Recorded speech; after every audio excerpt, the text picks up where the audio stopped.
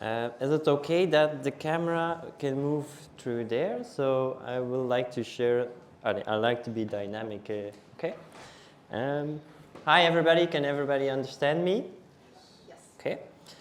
So I will talk about UAVs. So drones can also be in the sea or robots. So, but UAVs is the official name of drones that we use.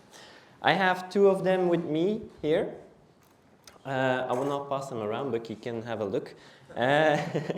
Otherwise, who knows where they are? I did a lot of flights and so on during the last years on what is the implementation of drone technology in arboriculture, especially in urban arboriculture, and also a bit on urban forestry. So my name is Bregt Roobroeck. It's a difficult name for international people, don't worry. But I'm associated with the Urban Forestry Lab in Belgium. So we focus on three things. It's about showing the importance of the urban forestry and also do the management and the policy.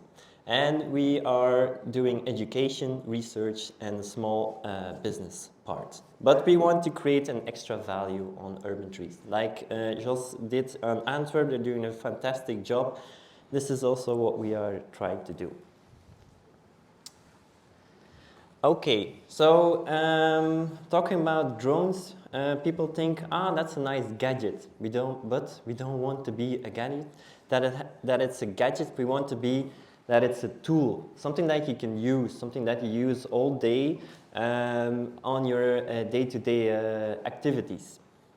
So in order to go from a gadget to a tool, there are some steps to do that. And the first step is to get better images.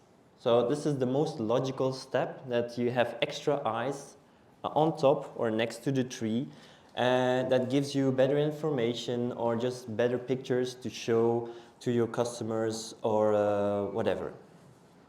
So this is the most logical step. These two drones are very good in that. Step two is that you're going to integrate it into your daily workflow. Could be increasing efficiency, that you can say, I don't need to climb in the tree, or not always. So it will increase your efficiency, or it can increase your effectiveness, meaning that you can do more of other things that were not able to do before that. And also it makes you differentiate from other arborists, because you're doing new things, which makes you more unique than other ones. And step three, who knows what this will be, but that will be something, certainly something to do with artificial intelligence. Drones will fly autonomously without you, obstacle avoidance and so on. So I will think that my best guess in the near future, artificial intelligence and drone technology will be speeding very fast, and we will see a lot of progress in that. Okay, so what I used for my research or education, whatever you want to call it, to implement the gadget to the tool, is I use those three types of drones. This is the Mini, this is that one, Mini 2, 600 euros something. The best now is Mini 3.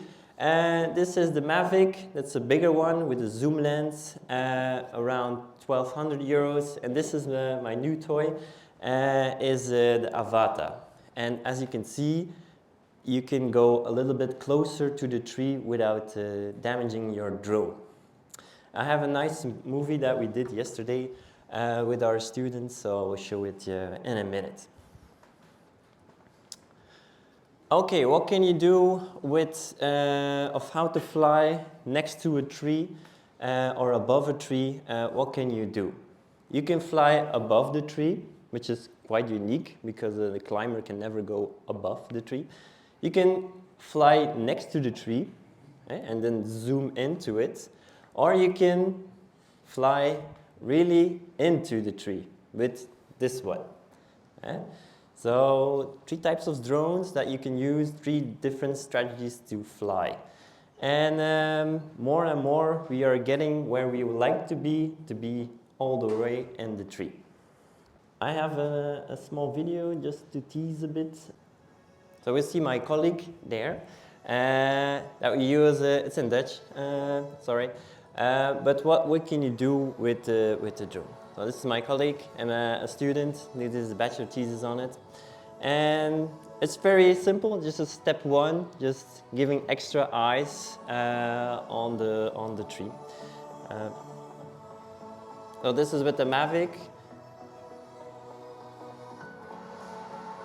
And it has a zoom function, so you can go very deep into the tree without going into the tree. The videos are embedded in the PowerPoint, but for some reason it don't work. So, coming to the essential part, the key message of my presentation, if there's one slide you should take a picture of it, that will be it, is how we're going to implement the drone technology into your as an arborist. Well, first of all, that you see this a lot, just the marketing. This is just basic, this is normal, but also for education and very important for communication.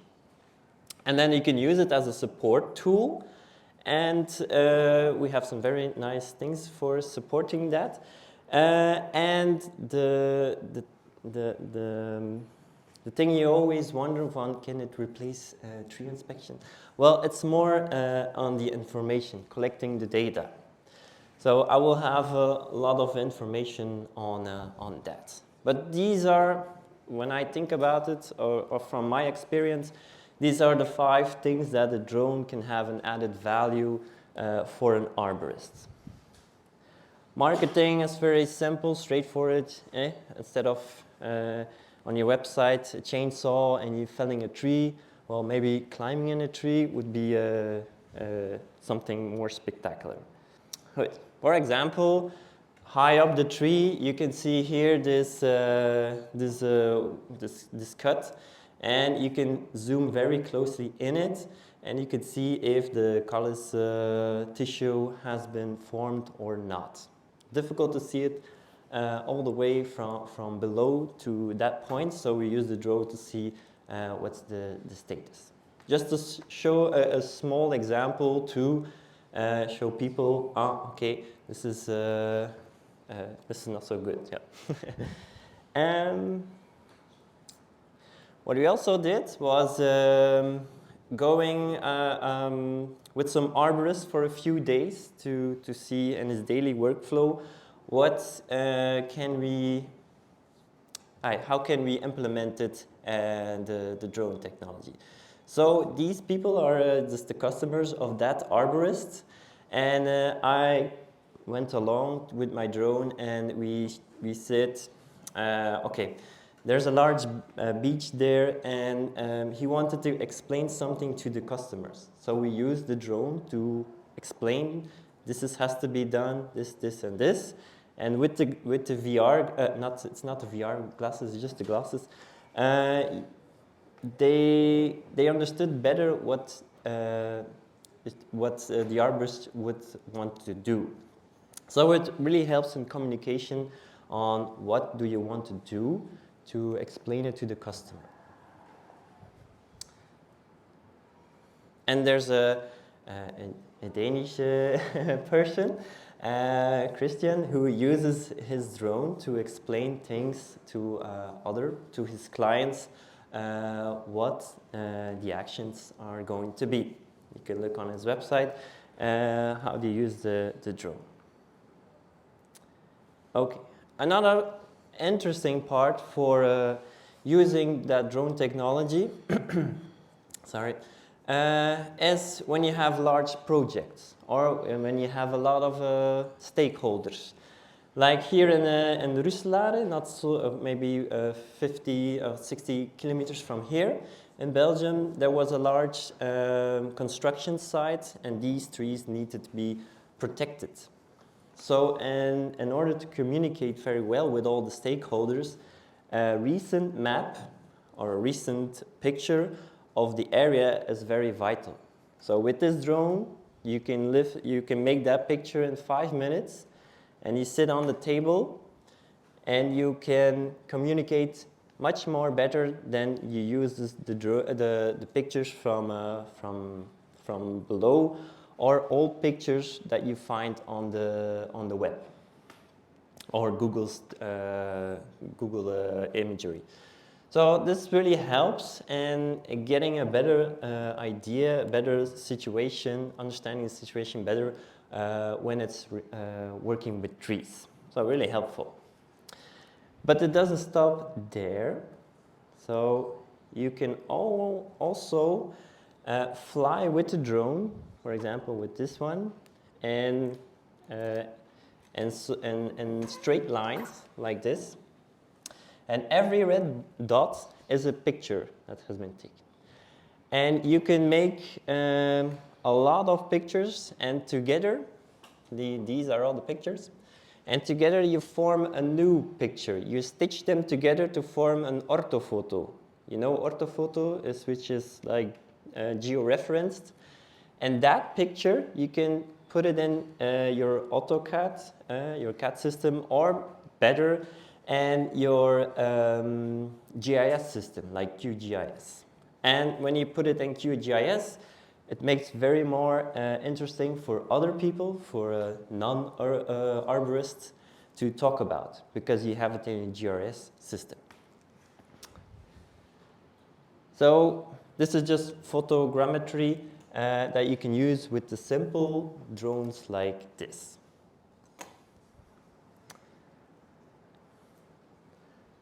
And the last thing what I wanted to show when talking about communication is this was in I don't know, Antwerp or in Bruges, I don't know anymore. But we have two red beaches here, and with one single picture, you can see what is the difference in condition. And for that customer, it was really eye-opening to see it on one picture. What was, like for example, this tree was not his tree, but that one was his tree. So he immediately saw, oh, okay, we need to make some actions. So it really helped the arborist to persuade the client to do extra measurement actions to improve that tree. And also, when you look at red beaches in Belgium, you will find when you look out the ground, usually they seem quite okay, but when you fly over it, it really is a mess up there. So just a simple view from above is really helpful. And also, the fourth thing is about support. It's a tool that gives you extra, a toolbox to make your life easier as an arborist. And for example, there's an American video I found. I use it as a throw line. So I won't show the whole picture, the whole video.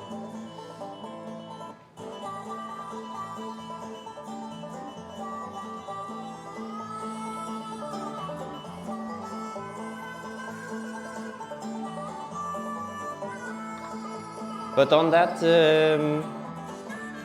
on those drones, you can add a drag and drop system.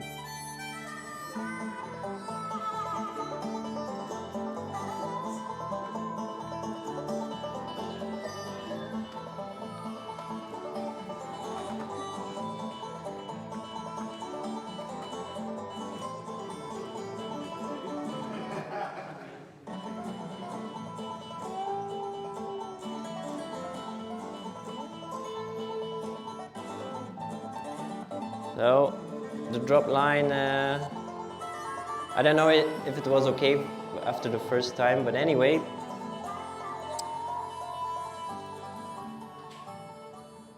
There are systems on the market that you can add to your drone to have that drag and drop system.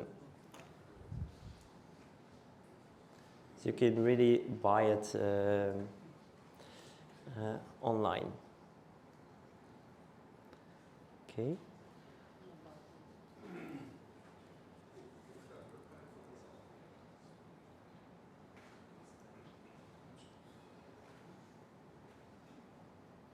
Okay.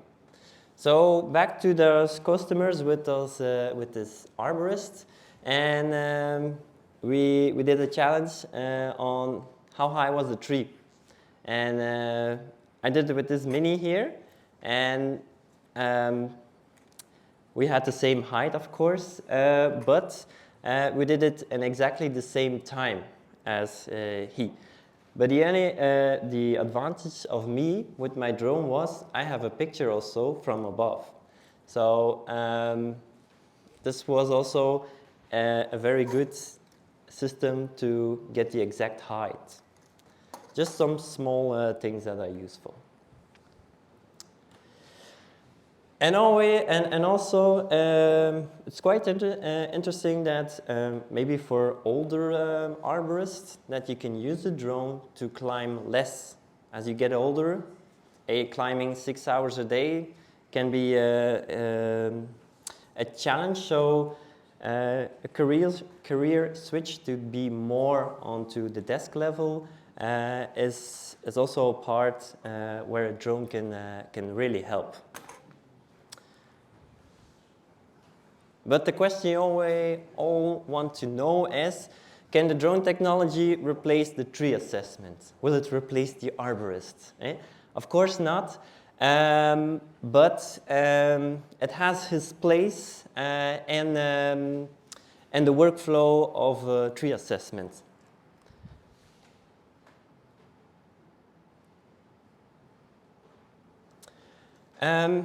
So in order to explain that to you, first of all, how does tree assessment looks like? Well, you have a biological part and you have a mechanical part.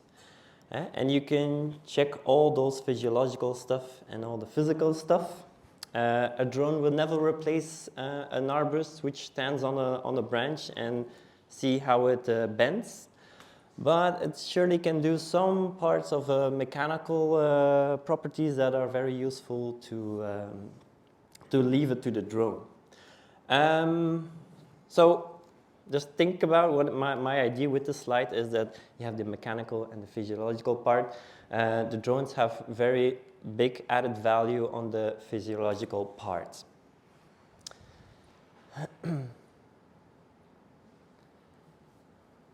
So as I was saying, the fifth added value of drones is about collecting data, information.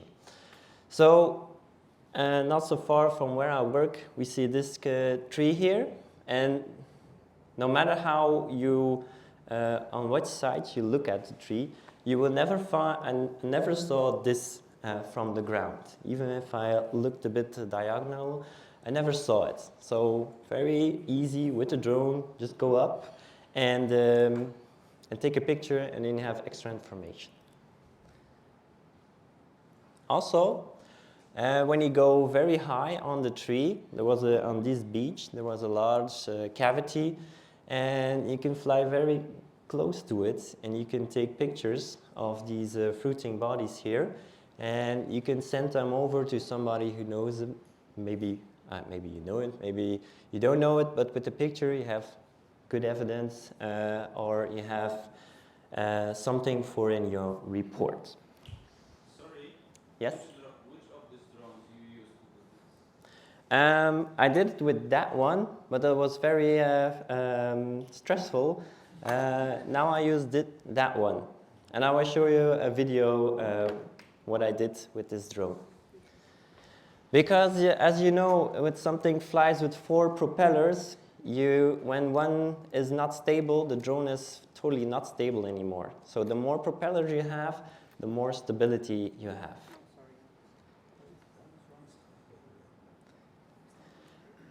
So back to that beach from that client, it was actually that one. So what was the also added value? When this is the garden where we stood, and the arborist wanted to know what is that side looks like. A normal situation, you have to walk to the street and check it or call to that person to ring. But with the drone, you can easily go behind it. But that was not the reason why I put this in here. This is about when you go very high onto the top, you can see what the water sprouts looks like. You can see if you, some of you know the Archi method. You can see all the way on the top how long are the shoots and what is the direction of the direction of how they grow. And this tells you something about the vitality. So very high on the tree, you can go very close to it and you take some pictures of it and you can assess better, you can assess better the vitality. Okay, so now a nice video that we did yesterday with this drone. And I will show you what the capabilities are of collecting data with this new type of drone.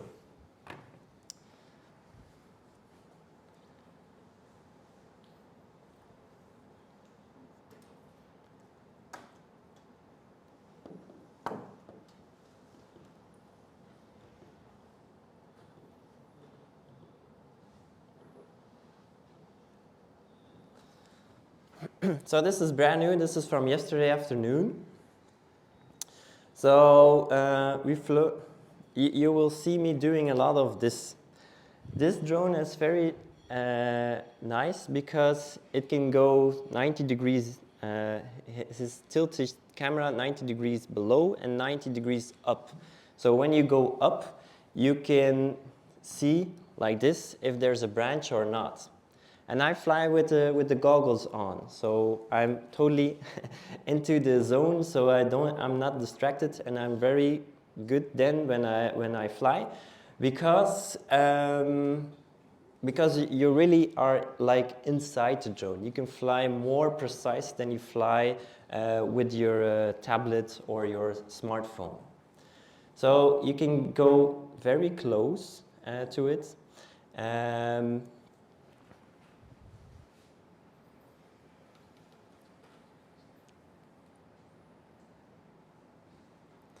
So almost at the fork here, I wanted to go through the fork. But as you see, this is 10 meters high. You can go extremely close, see how it thickens, if the tree reacts quite good.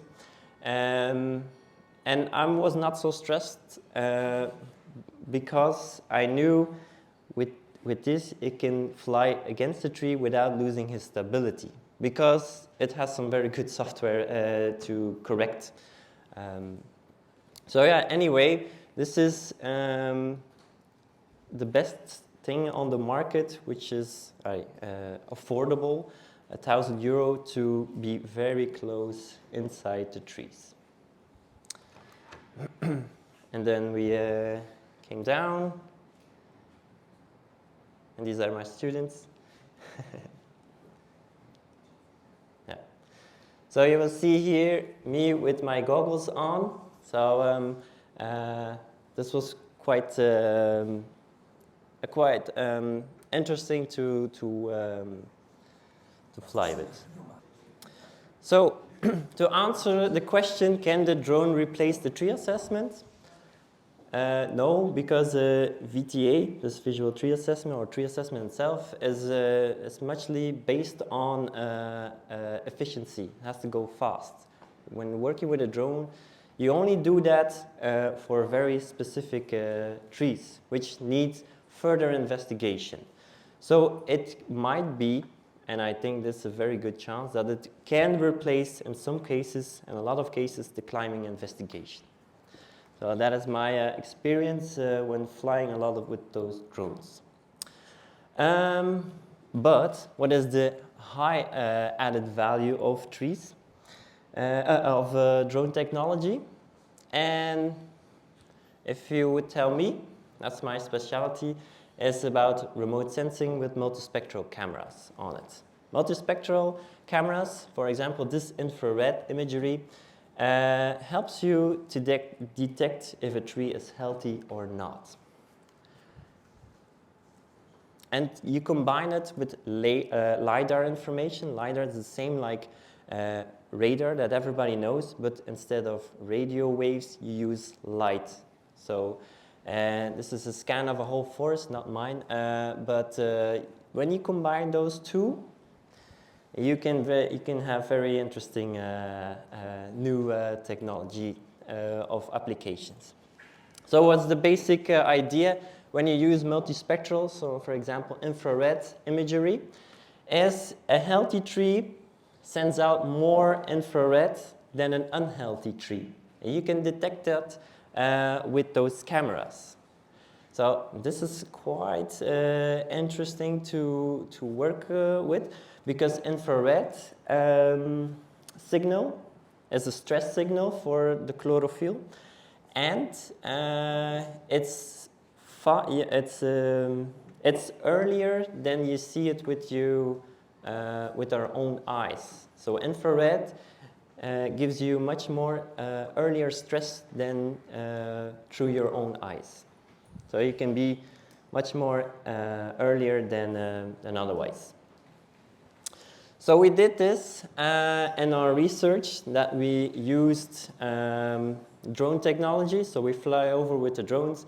We detected automatically the canopy cover, and we collected samples from the leaves, and we did the chlorophyll analysis, concentration, and then we checked it with the pixel inside the camera. So we had a clear connection between the pixel and